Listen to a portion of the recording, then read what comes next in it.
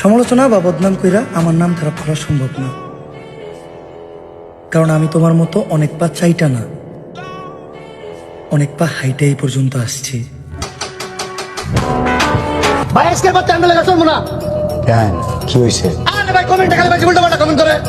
আরে বেটা তোর ভাইয়ের নাম দিয়া ইউটিউবার চলে। আরে ভাই কিসের ইউটিউবার আমি তো টিকটকার।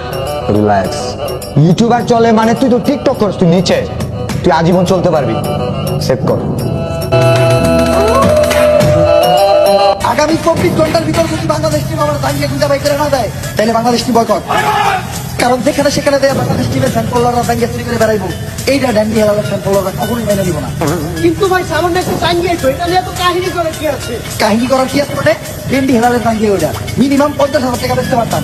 এই যে শার্টটা দিলে 1 লাখ টাকা বেচতে পারবো। কোনো একদিন দেখবেন নিচের তুলে একটা ধরে টান দিয়ে ফিরে বেচতে পারবো 5 লাখ টাকা। রেকর্ড করবো রেকর্ড। কিন্তু ভাই একটা জিনিস বুঝলাম না, আপনার এই বুল্লাহীন জিনিসগুলো কি রেকর্ড ব্যাক করে না? এই যে আমার লোক যে ব্যাগ চলে রাখে রাই, এগুলোর এক কথা তুমি আমার সন্তান বলতে পারো, কারণ এরা আমার কথায় উঠতে গেলে উঠে, বইতে গেলে বহে, চুষতে গেলে চুষে।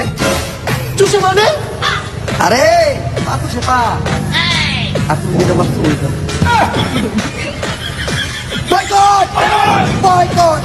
ওই এতদিন পরে পাইছি তোরে, তাড়াতাড়ি পাপ ঢালো। আরে ডাক্তার সাহেব আপনি হেলাল ভাইরে কই নিয়ে যেতেছেন? আরে ও তো মানসিক ভারসাম্যহীন পাগল, এতদিন তো আপনার বাংলা ঘরে দিয়ে আসবে বলে আইছি, তাই আবার ওরা দইরা বাংলা ঘরে নিয়ে যেতে।